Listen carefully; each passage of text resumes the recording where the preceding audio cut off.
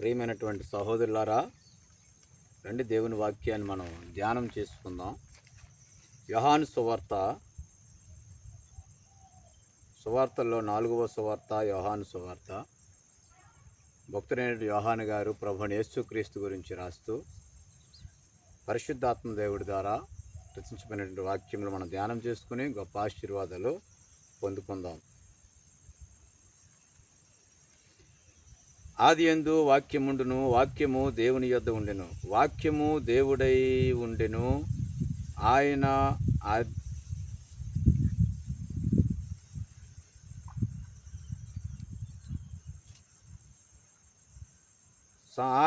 ఆదియందు దేవుని యొద్ద ఉండెను, సమస్తమును ఆయన మూలముగా కలిగెను.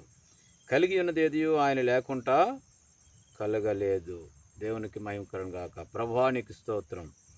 మేము వాక్యం ధ్యానం చేస్తుండగా సహాయం చేసి నడిపించండి. వాక్యం బిడ్డలు దీవించండి, ఆశీర్వదించండి, మహిమ రాజ్యం సిద్ధపరచండి. యేసుక్రీస్తు వారి పేరట చిన్న ప్రార్థన సమర్పించి అడిగి వేడుకుంటున్నాం తండ్రి, ఆమేన్. ప్రియమైనటువంటి సహోదరులారా, ఆదియందు వాక్యం ఉండెను, వాక్యము దేవుని యొద్ద ఉండెను. ఆదిలో వాక్యమే దేవుడై ఉన్నటువంటి వాడు.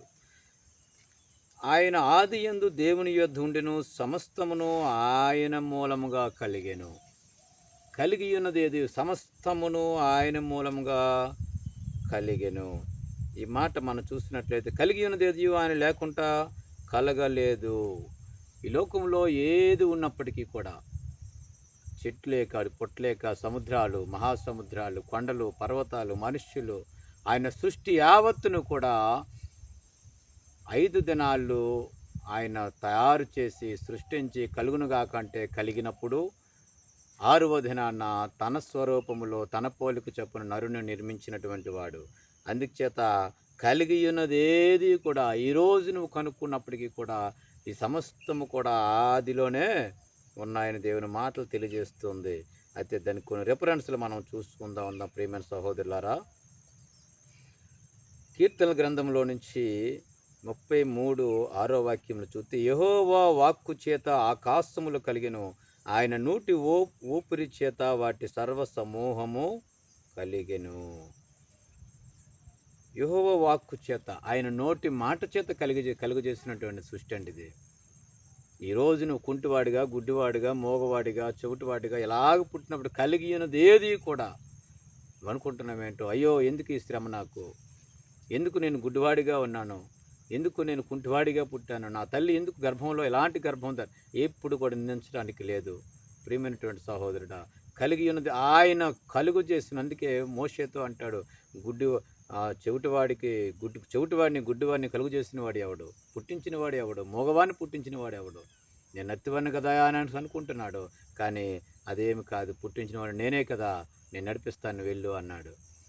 అయితే పుట్టించినటువంటి ఆయన, నిన్ను సృష్టించినటువంటి ఆయన కొరకు నిన్ను వాడుకుంటాడు. నీ యొక్క సమస్త ప్రవర్తన ఆయన అధికారమునకు నువ్వు అప్పగించినట్లయితే,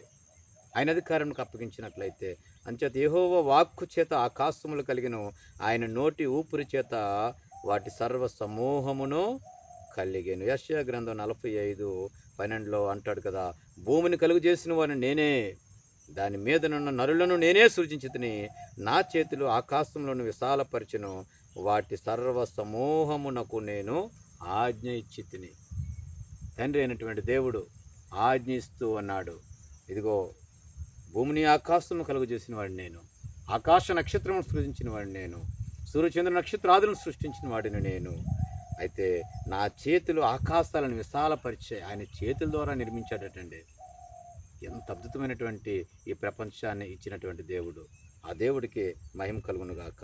అందుకే కలిగి ఉన్నది ఏది కూడా హెబ్రీయులు రాసిన పత్రిక 1-2-3 చదివితే, ఆ దినములు అంతమందు కుమారుని ద్వారా మనతో మాట్లాడెను, ఆయన ఆ కుమారుని సమస్తమునకు వారసునిగా నియమించెను, ఆయన ద్వారా ప్రపంచములను నిర్మించెను. కుమారుని ద్వారా ప్రపంచములు నిర్మించబడ్డాయి, కుమారుని యేసుక్రీస్తు ద్వారా. ఇంకా ఆయన అంటూ ఉన్నాడు కదా, ఆయన దేవుని మహిమ యొక్క తేజస్సును, ఆయన తత్వము యొక్క మూర్తి మంతమునయుండి తన మహత్తు గల మాట చేత సమస్తమును నిర్వహించుచు పాపముల విషయంలో శుద్ధీకరణ తానే చేసి పాపముల విషయంలో ఆయన తన్ను తాను భూలోకానికి నరుడిగా మానవుడిగా వచ్చి రిక్తుడిగా వచ్చి తగ్గించుకున్నవాడికి వచ్చి నీ కొరకు నా కొరకు ఆ కల్వరి శిలువలో ప్రాణం పెట్టిన వ్యక్తి ఆయన. ఎందుకంటే ఆయన మహత్తు గల మాట చేత సమస్తాన్ని కూడా నిర్వహించాడు. ఆయన మాటలో మహత్తు ఉందండి. అటువంటి అద్భుతమైన మాట సమస్తాన్ని నిర్వహిస్తూ పాపముల విషయంలో శుద్ధీకరణ తానే చేశాడు. ఏదో నీ పాపం పోవాలంటే ఏమేమో చేయాలని ఆలోచన చేస్తూ ఉన్నాడు. మనిషి కానే కాదు, ఒక్క పరిశుద్ధుడు రక్తం ద్వారా మాత్రమే. తానే పరిశుద్ధుడైనటువంటి దేవుడు, కుమారుడైనటువంటి దేవుడు, ఆయనే ఆకాశం నుంచి భూమి మీదకి దిగి వచ్చి ఇదిగో దేవుడి కుమారుడిగా ఈ లోకానికి వచ్చాడు. మానవ కుమారుడిగా ఈ లోకానికి వచ్చాడు. దైవ మానవుడిగా వచ్చాడు.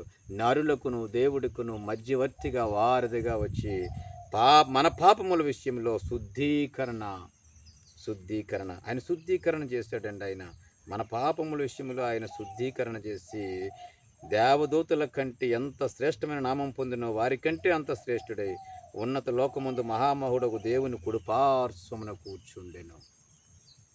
దేవుడు మహిమ కలుగును గాక. అందుచేత చాలా కలిగి ఉన్నదేది కూడా ఆయన లేకుండా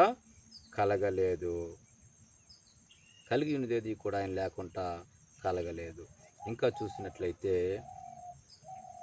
నిజమైన వెలుగు ఉండెను, అది లోకంలోనికి వచ్చుచు ప్రతి మనుష్యుని వెలిగిస్తూ ఉంది. ఆయన లోకములో ఉండెను, లోకం ఆయన మూలంగా కలిగెను. నిజమైన ఒక వెలుగు ఉంది. ఆ వెలుగు ప్రతి మనిషిని కూడా అది తాకుతూ ఉందండి. ప్రతి మనిషిని కూడా తాకుతుంది. లోకములోనికి వస్తూ ఉంది. ప్రతి మనిషిని కూడా వెలిగిస్తూ ఉంది. కానీ ఆ వెలుగు లోకమాయనను అది లోకములోనికి వచ్చిచున్నది, ప్రతి మనిషిని వెలిగించున్నది. ఆయన లోకం ఆయన మూలం కలిగిన, కానీ లోకం ఆయనను but the nation did not know him. ఆయన తెలుసుకొనలేదు. యెషయా గ్రంథంలో చూసినట్లయితే 49:6 చూస్తే, నీవు యాకోబు గోత్రపు వారిని ఉద్ధరించినట్లు ఇశ్రాయేలులో తప్పించబడిన వారిని రప్పించినట్లు నా సేవకుడవై ఉండుట ఎంతో స్వల్ప విషయము. భూదిగంతముల వరకు నేను కలుగుజేయ రక్షణను సాధనమొకటికై అన్యజనులకు వెలుగై ఉండినట్లు నిన్ను నియమించి అన్యజనులకు వెలుగై ఉండినట్లు లోకమందంతటా వెలుగుగా ఉండినట్లు ఈ లోకానికి వెలుగుగా ఉండడానికి ఆయన కుమారుని పంపిస్తానని యెషయా గ్రంథము 49:6 ద్వారా దేవుడు మాట్లాడుతూ ఉన్నాడు. ఇదంతా కూడా క్రీస్తు పూర్వము 600 సంవత్సరాల క్రితం రచించబడినటువంటి మాట, పలకబడినటువంటి మాట. అనేక మంది ప్రవక్తల ద్వారా, యెషయా ప్రవక్త ద్వారా మాట్లాడుతూ ఉన్నాడు. అన్యజనులకు వెలుగై ఉండినట్లు నిన్ను నియమించి ఉన్నాను. ఆయనే ప్రభు అయిన యేసుక్రీస్తు. ఈ లోకంలో ఏ దేశానికి వెళ్ళినా, ఏ రాష్ట్రానికి వెళ్ళినా, ఏ గ్రామానికి వెళ్ళినా, ఏ పట్టణానికి వెళ్ళినా, నువ్వెక్కడికి వెళ్ళినా రక్షణ కలగదు. ఒకే ఒక్క నామము, అది యేసు నామము. యేసుక్రీస్తు నామములో నీకు రక్షణ కలుగును. అందుచేతనే ఆయన అంటూ ఉన్నాడు కదా, ఇంకను